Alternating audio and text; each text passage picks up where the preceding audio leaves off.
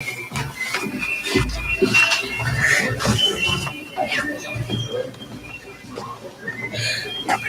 first row. Which one? This first row right there. First one right at the end? Yep.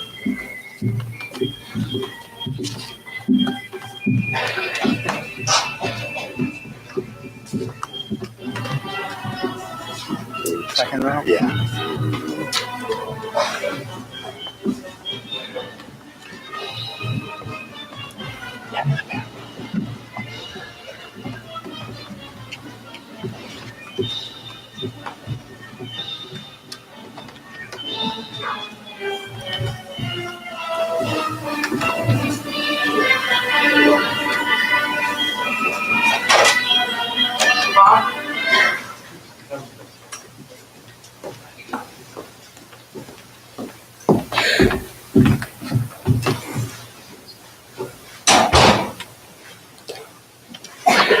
Good morning. It is my pleasure to welcome all veterans, family members, staff, and students to KP's recognition of American Veterans Day ceremony.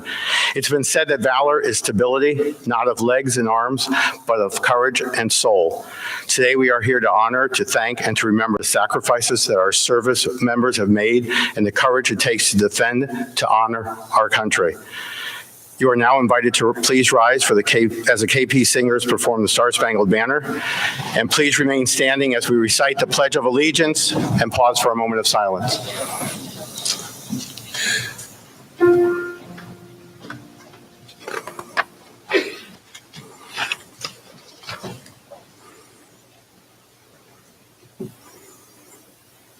Oh, say, can you see?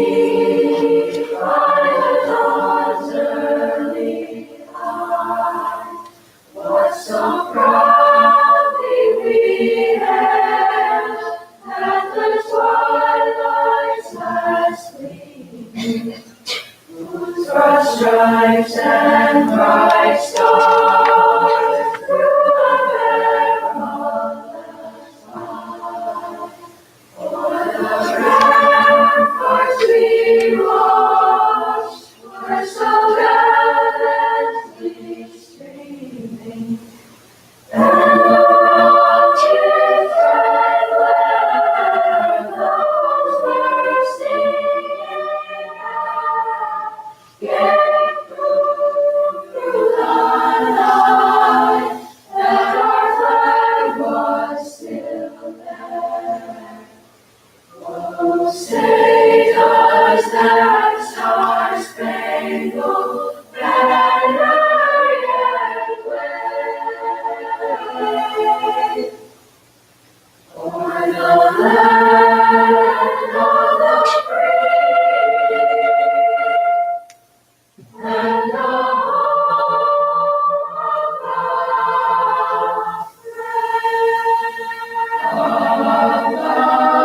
brave.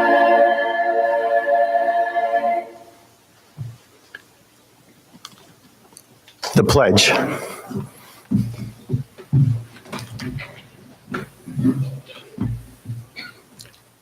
I pledge allegiance to the flag Of the United States of America and to the republic for which it stands, one nation, under God, indivisible, with liberty and justice for all.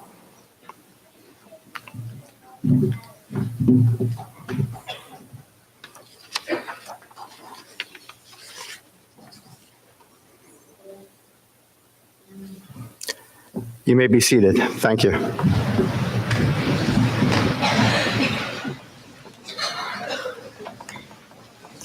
Veterans Day is the anniversary of the signing of the armistice, which ended the World War I hostilities between the Allied nations and Germany, occurring on the 11th hour of the 11th day of the 11th month.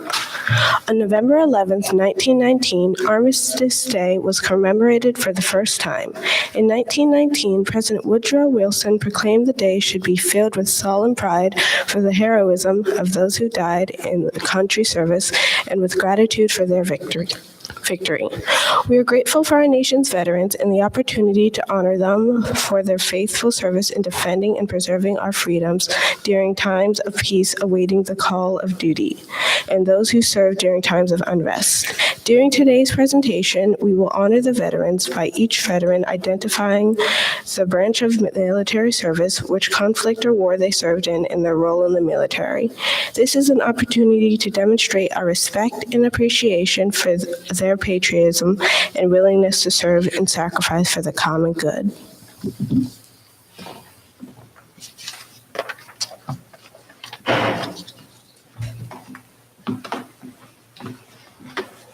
Good morning. Today, we are honoring veterans who are family members of the King Philip community, as well as veterans of the King Philip staff, past and present. Mr. Milton Riley, retired KP security guard, served in the U.S. Army. Mr. Rocco Di Taranto, our former head custodian, served in the U.S. Army during the Persian Gulf War. Mr. Art Yepes, head of KP security, served in the U.S. Marine Corps. Mr. Tom LaPointe, KP security guard, served in the U.S. Army. Also present today are Mr. Morgan Rickert, father of Sadie Rickert on the Garnet team and Will Rickert on the Topaz team. Mr. James, father of Max Cayley on the Turquoise team. Mr. Ira Samberg, grandfather of Sam Samberg-Shefsky on the Turquoise team. Mr. Joe Albanese, grandfather of Dylan Albanese on the Emerald team and Tyler Albanese on the Topaz team. Mr. Joseph Brody, father of Mr. Joseph Bodie, father of Janiyah Bodie on the Amethyst team. Mr. Al Rosenfield, grandfather of Miss Wexler on the Sapphire team. Mr. Paul Vicenius, assistant superintendent for curriculum, instruction, and assessment for the District of West Hartford. Mr. Alan Sturley, grandfather of Roman Tagliarini on the Topaz team. Mr. Bernard Wilbur Jr., grandfather of Kelly Wilbur, who served during World War II in the Korean War. If there are any additional veterans in attendance who we have not identified, please raise your hand so that we can recognize you. Please join me in both welcoming and honoring our guests.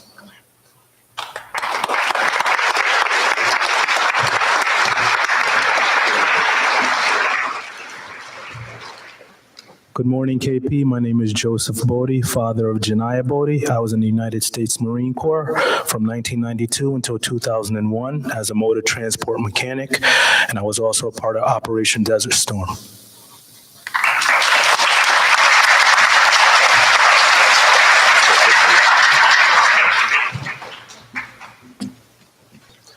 Good morning, and thank you for having me here.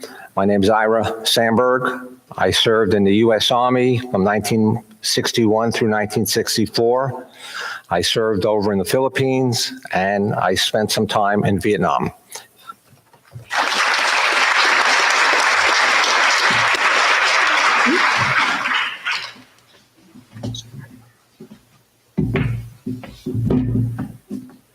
My name's Al Rosenfield.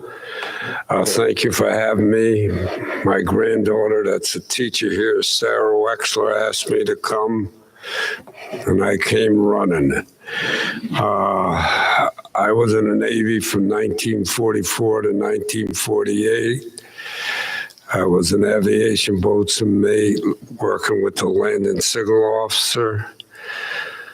And I served in the Pacific on an aircraft carrier, the USS Antietam. It's an Essex-class carrier. Thank you very much for having me.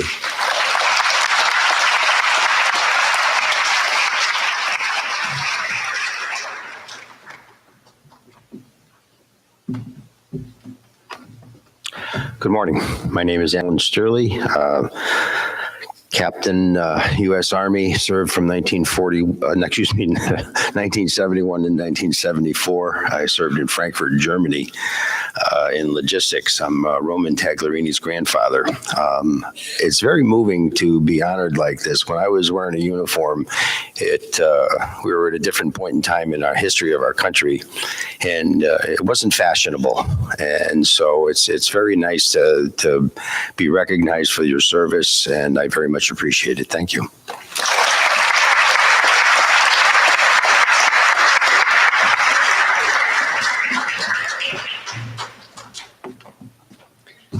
Good morning, KP. My name is Morgan Rickert. I'm the father of Sadie and Will. I served in the United States Marine Corps from 1989 to 1996. I was an infantryman, and I served in the Persian Gulf War.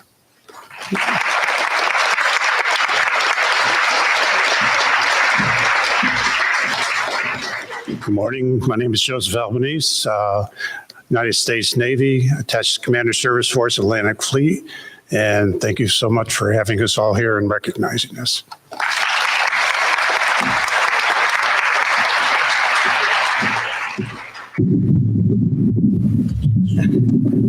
Someone was going to do that. I'm glad it was me. Good morning. My name is, I'm Command Sergeant Major Paul Vicenius. I work in the schools here as Assistant Superintendent. And I also serve. I've been serving in the Connecticut Army National Guard from 1988 up until today. So that's 29 years. I deployed to Afghanistan in support of Operation Enduring Freedom. And I just want to thank Mr. Kotler, Mrs. Wright, and all the KP staff for putting this event on today to recognize my comrade in arms and thank them for their service as well.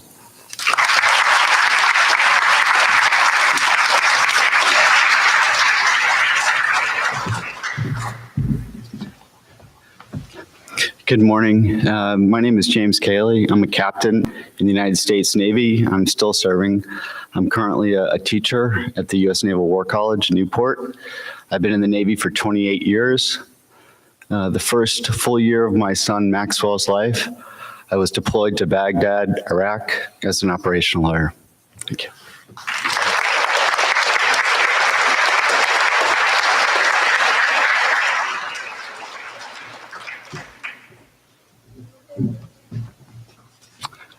My name is Bernard Wilbur, and as you can see, I was in the United States Navy. I served on board the USS Randolph during World War II as an aviation machinist mate. Then I was recalled during Korea and served on board the USS Leyte as part of ship's company. My job there was standing on the bridge when we were underway and controlling the after guns during general quarters. You might be interested to know that one of those guns was a huge cannon that could shoot a projectile up to 10 miles with remarkable accuracy. But let us hope that we don't ever have to use those things again. Thank you very much for a lovely assembly.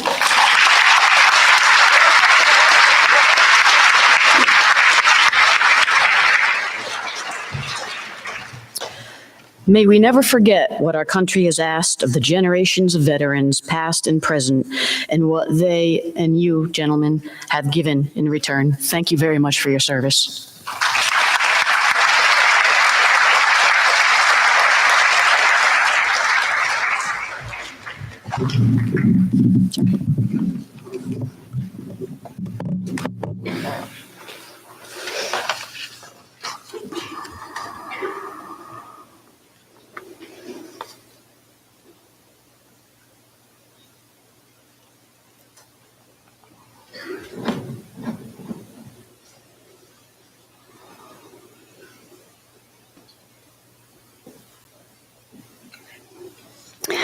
While today we celebrate all military service members and their contributions in both peacetime and war, we want to pay special tribute to those who paid the ultimate sacrifice, those held prisoner of war, and those missing in action.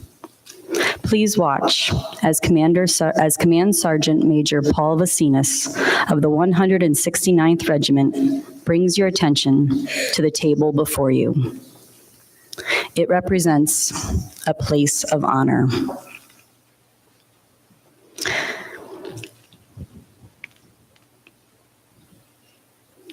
The table is round to show our everlasting concern.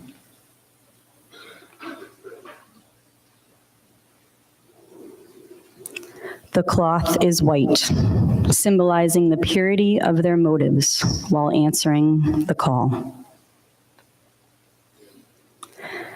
The single red rose represents the blood that was shed and the lives lost in that service. It also represents the family and friends who keep the faith. A yellow ribbon for the yellow ribbons worn by those who remember and never forget.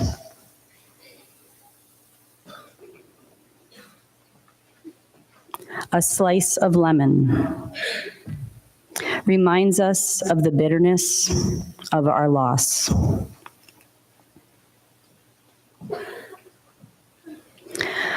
A portion of salt, a reminder of the tears shed.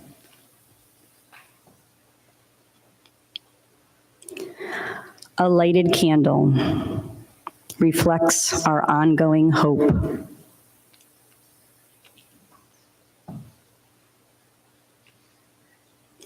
An inverted glass. We can no longer share a toast.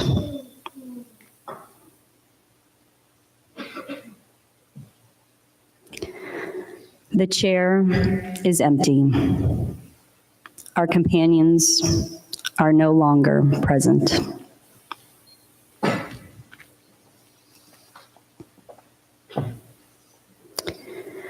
We remember our fallen servicemen and women in this way today.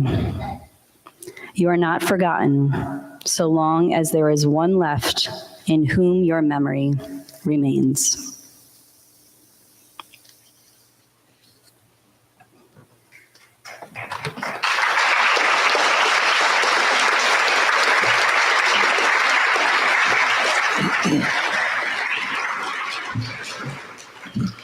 For as long as there has been armies, there's been need to communicate effectively across vast lands.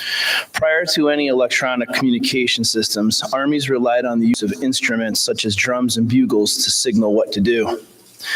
There was a special signal to let everyone know when the day of work was over. It was a French tune titled "Lights Out." At the end of the 7 days battle during the American Civil War, General Butterfield of the Union Army wanted to honor the 600 soldiers that were killed in a special way. He ordered his bugler to create a less formal piece of music than Lights Out. This more emotional and powerful piece was soon adopted throughout the military. In 1874, it was officially recognized by the U.S. Army and became standard at military funeral ceremonies in 1891. This moving piece of music came to be called taps. Our thought should be about honoring the service of all veterans and recognizing those who made the ultimate sacrifice for our nation, those who gave their lives for our country. Our responsibility as observers and participants of this very solemn occasion is to remain silent throughout the playing of taps until we return to the morning advisory. Please wait for our veterans to exit the auditorium before exiting.